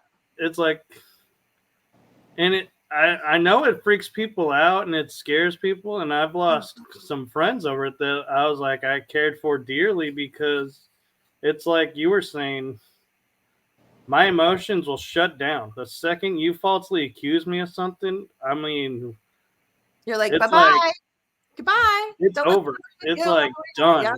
Yeah. Wow, this is fun. I like this. But yeah, you should sometime, I don't know when, but you should see him when he actually does whatever he does. Because it's two humans, two different. Interesting. Because sometimes I'm just like, is he even listening to me? Because I just don't even know. I don't even know. That's so cute. Actually, it's funny you say that, Michelle, because somebody asked in a metaphysical group, you know, how do you listen? And I said, and I responded to him, I said, oh, I listen unlike anything anyone has ever seen. And after a while, I got a response from the author of the post, and he goes, can you explain that? And I said, so to answer your question, Michelle, when I'm listening with my ears, I'm Yeah, I listening know. with my heart, my soul. I'm listening with empathy. I'm listening to the emotions. I'm listening to the words. I'm listening to everything. I am taking it all in, not Well, just yeah, what's said. And so I'm like, but I do that too. And I know that feeling. I know when you're doing that, but this is something different. You think that you know what I'm talking about, but I know that you don't, because you'll be like, ha ha ha ha, and it's just, you are just like the most type A flat line. Your voice doesn't change. It doesn't change pitches, nothing. It is just as solid as possible. It's like I was laughing with this human, and then this human doesn't have a sense of humor. He doesn't. It's a totally different person. I know what you're talking about, because you do. You invest everything into 90% of everything, but there's those 10% where you're just, He might be going into Alter too, because he's really hardcore. He's like hardcore MK Ultra split. He's owned by Monarch, so he's going to go into Alter pretty easy too. that's when I get off the phone with you. Sometimes we're talking and I'm like, yeah, okay, I'll talk to you later. It's because you are just like, and I don't know what to do with that, because I'm all expression. I don't know how to be. Michelle, So you could actually help him though, because you're more integrated than he is. You could help him integrate some of that Alter into one. how though? because I've never heard myself monotoned. Oh yes, and I mean yes. I bet if you ask people, do you ever notice when I'm like me, and then I just go kind of like, and the only way I can describe it is you're just like a straight line, like you don't have, because usually he'll lean back in his chair, or he'll make some kind of expression, or he'll laugh or something, and then these times there's none of that. There's no emotion. There's just flat line. I mean, and he still responds. He still, we're still doing it. It's just a different level, and the vibration, it's like it just drops. It's not gone, but it's like it's here, and then it's just. So yeah, but I bet other people would say that they know what I'm talking about. But it makes me feel uncomfortable. I have to get out of there, because I don't know how to respond to that. So how could I help him? Well, whenever you're in the presence of someone else, there's a little bit of you like align to that person's vibration up or down, like kind of. But I'd call him out, and I would actually call him back. I would be like, could I talk to the original Michael? Like, I would call him back, and I would point it out, and then I would tell him, Michael, do you realize you just went into that thing I was talking about? Okay. And Michael, you need to reach out to that part of you, and you need to invite that to be more one, whatever is triggering that, because there has to be a word, a frequency, a tone, a subject because they have us programmed to switch alters, in certain cues. And I'll be careful to notice what we're talking about when it happens, because with me it could be anything. We could be talking about brownies one minute and astronauts the next, the way I bounce around. So I Right. can't But you might say, be, oh, you did say that, Christy. I didn't pick that up. She did yeah. say that. Yeah. Come And back. I saw it. That's exactly what you need to do is you need to say, come back. Michael, come Okay. back. I want to talk to you, not to whoever I was talking to. Right. Because it's just really weird. It's like two different people. It's, The yeah. first step to integrating your altars is to be aware you have one. Oh, So you're already in So the first step. I remember now what my question was going to be, and it's because everything I've heard from people that I've talked to in the SSP on the show and everything is always the bad side of what's the programming's doing. But I have memories of going to worlds and doing Yep. like peace treaties Yep. and helping them. And so is that me breaking out of the programming and using it for other purposes, I'd or have to look at it, Michael, because you could be remembering past lives, future lives, or other aspects of your consciousness that you are now. It's hard. I mean, we'd have to trace it to see what you're remembering. Not everything is involving that because you're so much bigger than that. Again, you're such an old soul and you have so many points of attention and so much going on. It's not just the programs, is just one tiny part of it as far as even what's intersecting with this reality. Because looking at you right now, I'll tell you, hold on. I mean, I'm already seeing over 1,000 clones. So how do you know you're not connecting with a clone reality, that has nothing to do with the programs? right? And it's So, like, interesting you say that because I went to a store and I at first I just wrote it off as a paranormal event, but I went to a store where I was picking up something for my mom. And all the clerks were like had this astonished look on their face when I walked in. And I said, "Hi, I'm here to pick up my mom's clothes." And they're like, "Why are you back?" They literally said to me, "Why are you back?" And I said, "What do you mean? I just walked in the door." And they said, "You were just in here 10 minutes ago and picked something up." And I was like, "No, I kid you not. I literally just walked in the door and drove up." And they were like, "You're doppelganger." And I was saying to somebody, is the doppelgangers our clones being used without us knowing it? And what would actually happen if we met our clone? nothing. I mean, you very well. I mean, a lot of mine are actresses. I know who's some of so yeah, I mean, you probably have. I mean, there's a great chance you have. Nothing would happen. Nothing happens except you might realize it. But here's the thing about clones: even though it's 100% you, that clone has been influenced by eating different foods, living in different countries, having different lives. Were they born in a lab? Were they dropped in a different family? What's their job? Have they killed 1,000 people versus 100 people? Have they killed 500? It's just like you wouldn't. You would recognize yourself, but it's a completely different being in a way, and that's the point. It's you having a different point of attention at the intelligence agencies. Clones are actually used more by the intelligence agencies than they are used by the military, because the intelligence agencies are the ones mainly doing the assassin missions, mainly doing the spy missions. We're not talking about planetary things. Planetary things is another level. But I hate to tell you, in interplanetary stuff, there's not a lot of spies. No. That's kid stuff. We use tech. We use quantum technology. We don't need spies. We have quantum technology.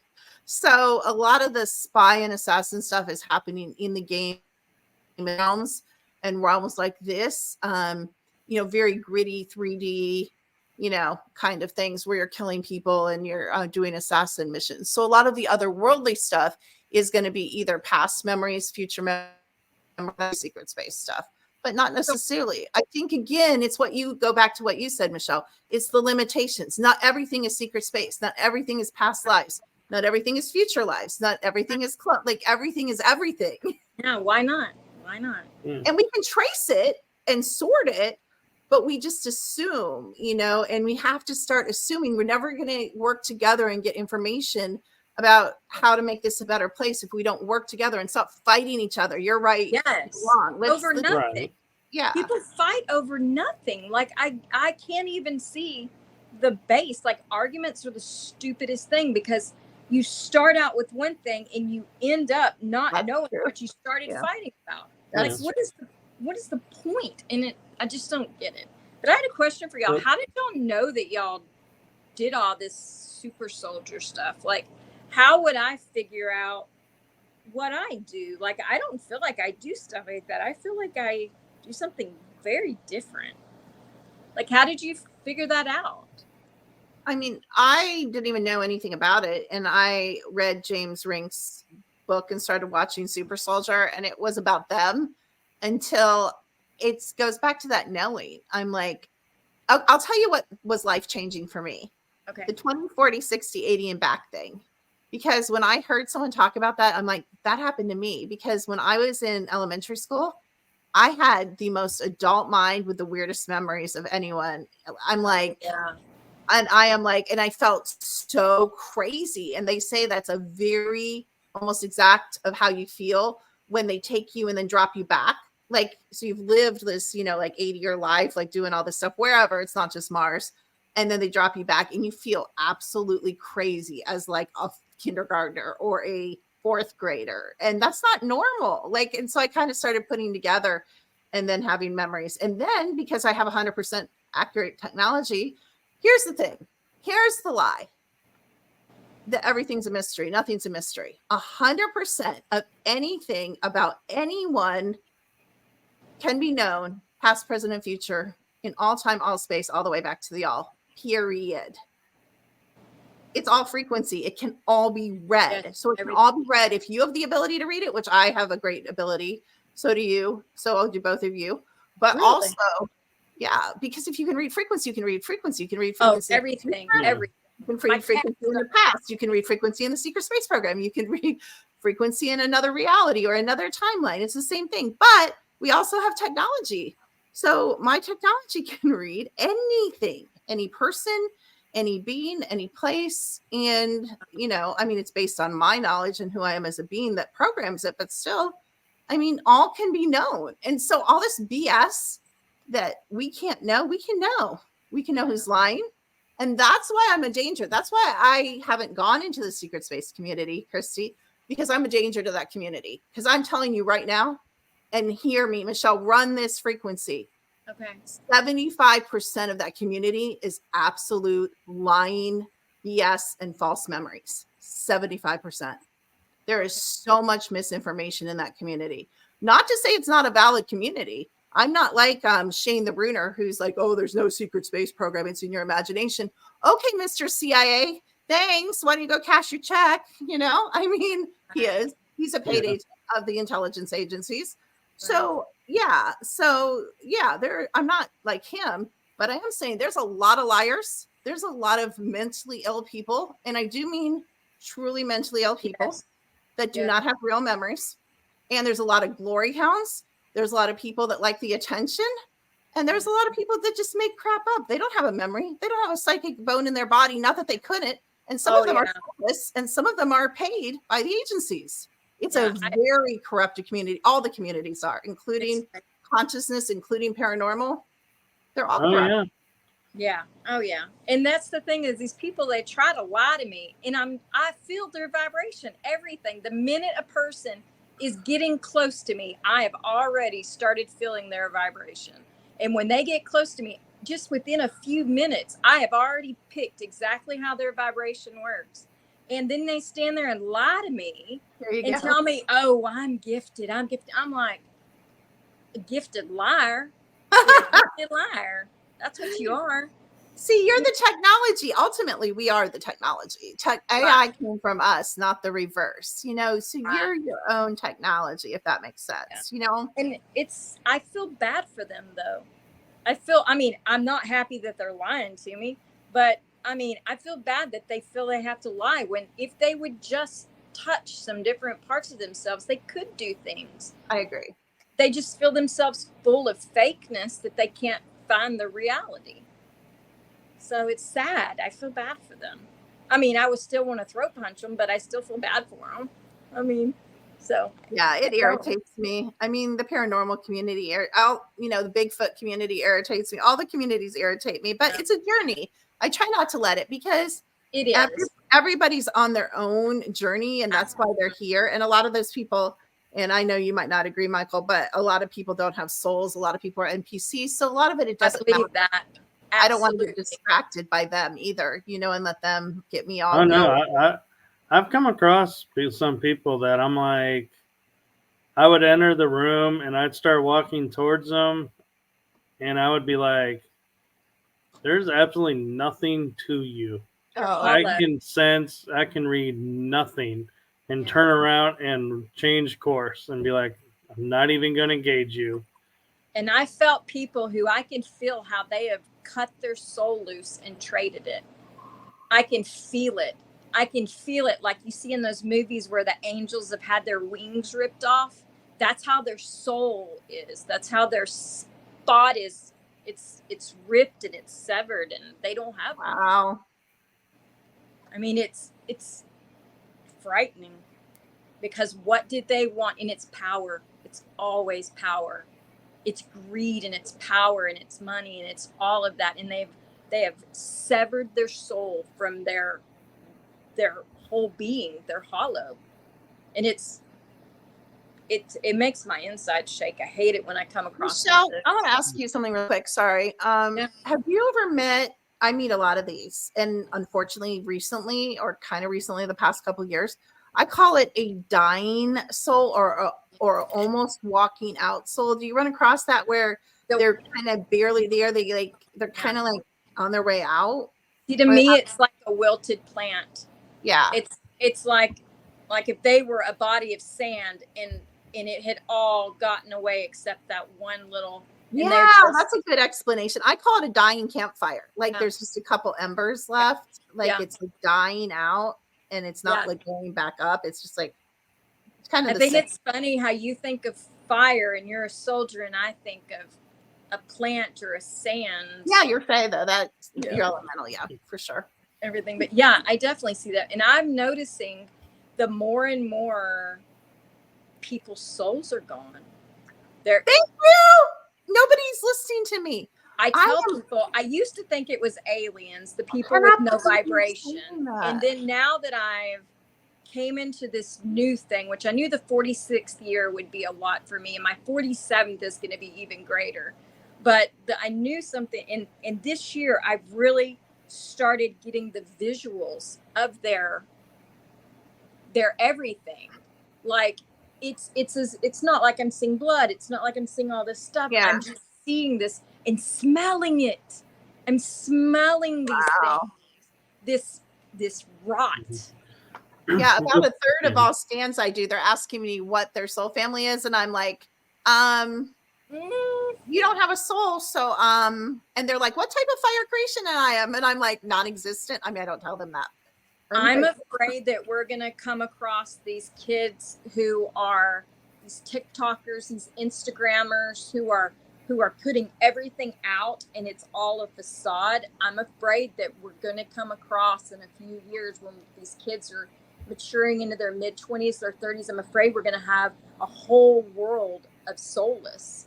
And I believe that these TikToks and these Instagrams and these things where they're doing all of these motions, and they're doing these things that they don't realize what they're doing. These dances, these things are very tribal. They're very magical. These dances that these things are doing. I mean, when I see them as magic. When they're doing these formative dances, a lot of these things, they strike things with me that I don't know yet, but they seem very intentional. They feel very intentional. And I feel like with I'm going to get so much backlash on this, but I feel like every single move, everything, it's almost like they're dancing around the fire, and they're releasing parts of them with everyone, with every million follower, with everything. They're releasing their real self. and they're with that, their soul is going with it. I mean, a lot of it is AI. I mean, a lot of it is these different AI groups, the Draco AI, and there's other. I'm horrified of AI. I'm horrified of it. I've been scared since iRobot came out. Everything about it frightens me because we cannot. I mean, to me, I feel powerless about it. I don't know how to fight something that doesn't exist the way that I know things exist. Yeah. Michael and I already won that war. That's why we're talking. If we hadn't won the electric wars and the Orion wars, we wouldn't be talking. Nope. Yeah, I just get so nervous, but I don't understand organic. I don't understand.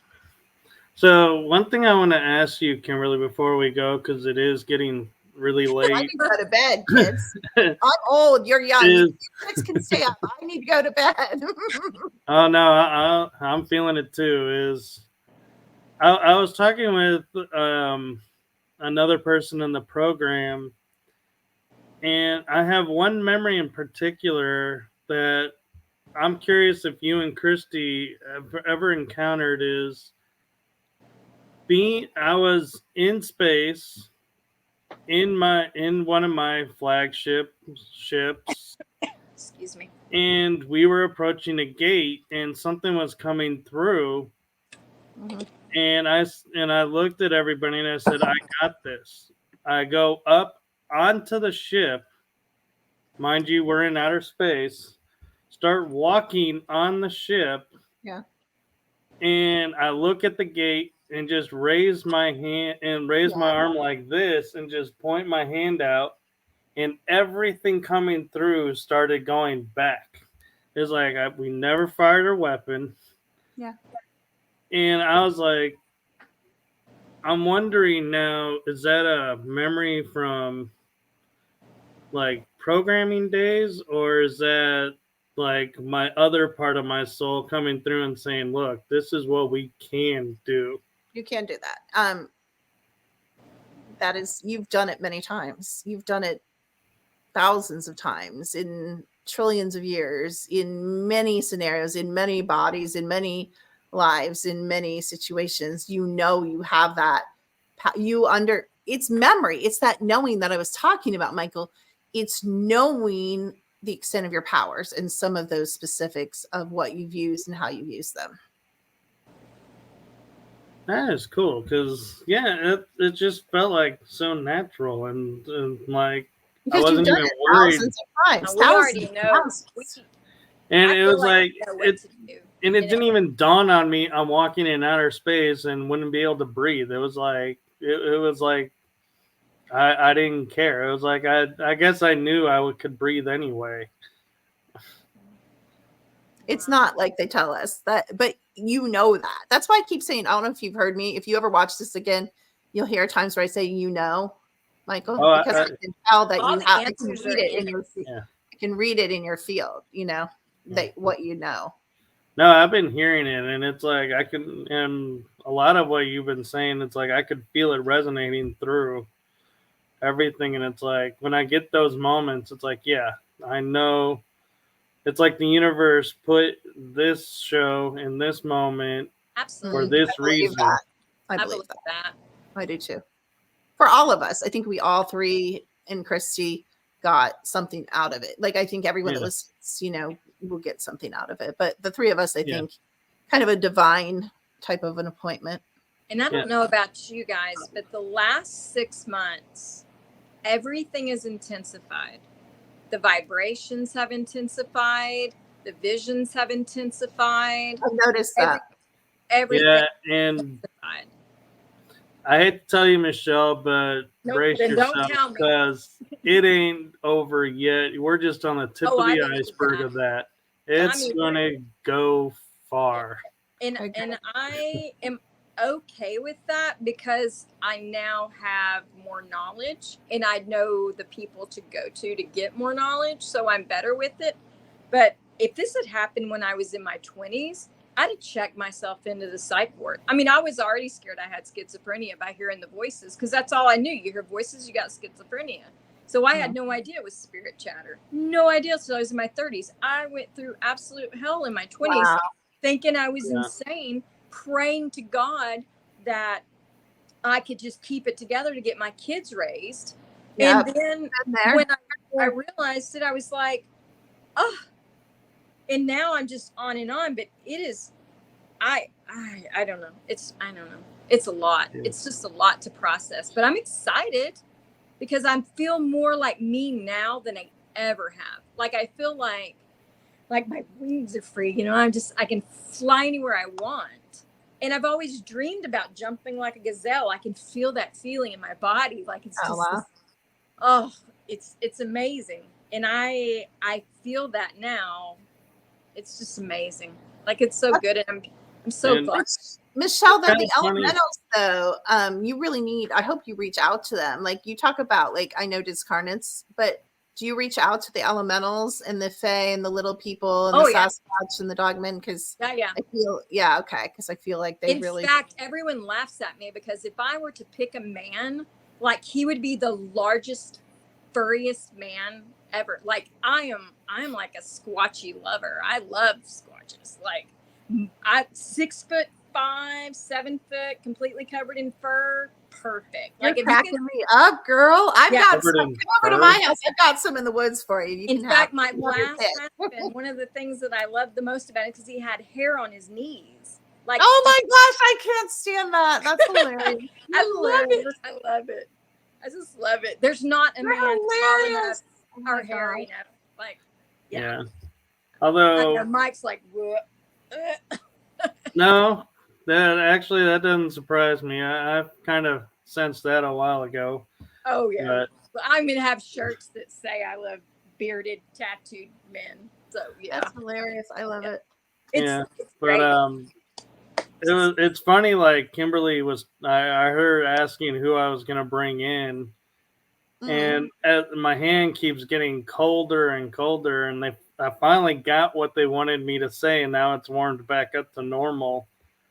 And it was, yes, things are gonna go way worse, but not as bad as what we in the program have experienced. They're not going to let it go that far. So it's like, at least we have that, if whoever's telling me this, because I can't figure out, I'm not sure who's saying it, but yeah, they're saying it's going to get worse, but not as bad as what we've seen. Well, why do we have to suffer? Like, why? It's like making babies suffer because half of society, if not more, probably way more, is so out of touch. They're just babies. Because you were brought up in a dualistic system, so you won't know one without the other. We in the program have left the dual system. We don't have the duality. But I don't understand any of that. Humanity has been brought up and raised of there's good, there's bad, there's right, there's wrong, there's black, there's white. And you can't say to somebody, here's peace, because they won't understand what that peace means because they have nothing to compare it to. Because they're babies. So the worse things, as bad things get, they're going to understand and respect the freedom and peace that they're going to find on the other side of it more, and it'll have more meaning, and they'll gravitate to it.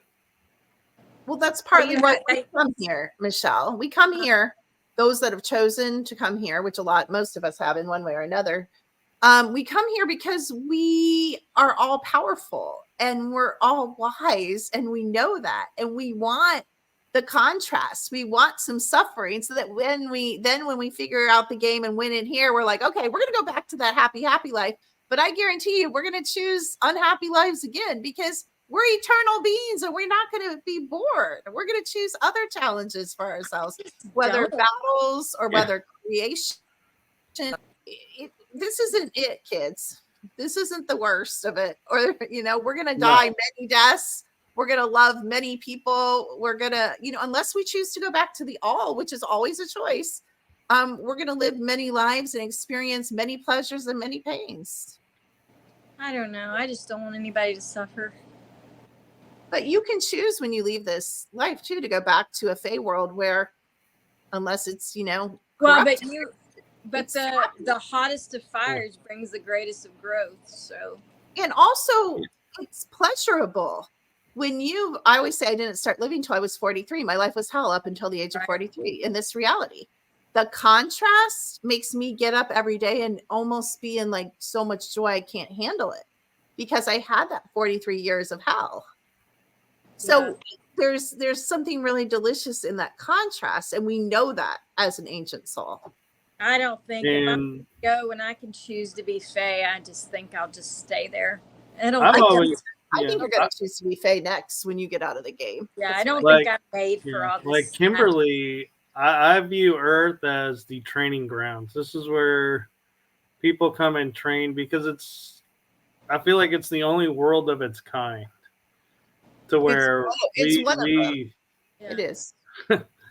do what we do to each other. It's like I know there are times where the other races out there were like, everyone's like, why don't they come and save us? It's like, because they're looking down on us in shock and awe, going, I how can't the believe hell they can you did do that to each other? No. Do you know the Galactic Federation and races? They used to let races come in and save us. So we're prey, whatever. Yeah. They would say, I would say, please, please, please, whoever, cetaceans, whoever, the angels, whoever, all the things I've been, come save me, come save me. So then they'd save us. Do you know once we got out of here, we'd be like, why? Like the Galactic Federation used to pick people up, used to actually come in and pick people up one by one when they asked. And then people would be like, you weren't supposed to take me. You took me out of the game. Why did you do that? So they stopped doing it. They don't do it anymore. And they don't allow it anymore because they got too much SHIT for doing it. This is what we don't understand. We don't understand that our oversoul wants us exactly where we are in exactly the bodies we're in. Secret space, non-secret space, taken, non-taken, married, divorced, male, female, whatever. Our oversoul wants us right where we are because of what you said, Michael. Yeah. We're living in a matrix system, actually. And that's why those movies were so popular. As it pointed out. They're factual movies. Facts. 100%. I can't watch The Matrix because it scares me. It's like a horror movie to me. And I don't watch horror movies. A horror movie you're living every day, Michelle. No. And I have things in my head that I see in that middle ground between sleep and awake. And it's horrific. I don't know where. Wait. Can I say something about what you just said? Brilliant. When you're between sleep and awake, that's what death feels like. So nobody needs to fear death because we've all been in that. This is the most gruesome, brutal, several times, horrible stuff. So that to me, that would see in the mind that I was raised in would say, like, am I seeing my hell? Because that doesn't feel like anything of me. This is like torture. And I'm seeing it in first person. It's not happening to me. I think you're either going into your clone bodies or I think you're going into memories. It's horrible. And if that was something that I lived to see those things, then I understand why I want all light and happiness now. Because it is things of beyond horror movies. These are like black underground images. Folks, I really would love to continue this, but we are now 5 minutes from 2 hours. Yeah. Okay. But we've still kept 4 viewers the whole time. I know. 4 people. You poor people we're torturing. But it was fun. It was fun. So scary, but fun. But thank fun. you for coming on, and thank you. Good night, Christy. Yeah, good night, Christy. Yeah, good night, Christy. And thank you, Christy, for coming in, and thank you all for watching and joining us on this journey, because this was a journey I wasn't even anticipating today, and I'm surprised I was actually able to stay up for this 2 hours because I just got in town yesterday. Oh, wow. From a trip. You're fine. And next week will be well, actually not even next week. Tomorrow I will be back with Chelsea turning Coxie to talk about dream analysis, which is going to be a real fun episode coming off of this one. Mm. And then next week we will be back with who is it? Oh, Ghost Hunting Beauties, the founder. And this Saturday night will be the next episode of Riding Through the Unknown, where Mary Beavers will be our guest. And you guys got spoiler trips tonight because Christy and Kimberly are going to be future guests on that show. So thank you for that. And so with that, wherever you are in the world, I bid you good night, good morning, and good afternoon, and hope you make it a blessed day. Good night, everyone. Bye. Good night. You have just listened to the energy that surrounds us with your host, Michael Kopf. Be sure to tune in next week for our next episode.